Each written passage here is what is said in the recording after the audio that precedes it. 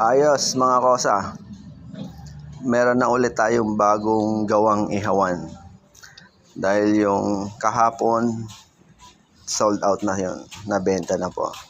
Ito ngayon yung ating bago. Medyo mababa lang siya ang ginawa ko. Kasi para siya sa nakaupo. Yung kahapon kasi mataas, para yun sa nakatayo. Ito, pag nakaupo ka, ayan, meron siya ditong lagayan sa side.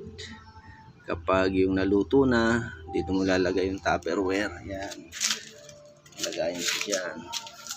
Yung iihawin pa, dito muna sa ilalim. Ayan, tangke ng gasol din yan. Ayan, pipinturahan na lang natin to. Hintayin ko na lang dumating yung pintura.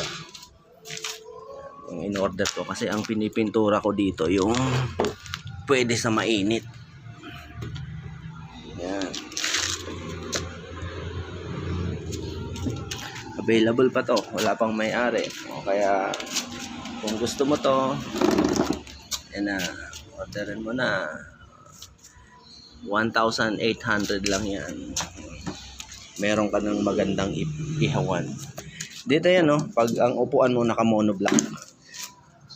O, yan. Saktong-sakto siya, oh. So, nakaupo. Ba? Yung mga mag-iihaw na hindi pwedeng tumayo ng matagal. O, yan. Gumawa ako para kahit nakaupo ka, hindi ka mahirapan.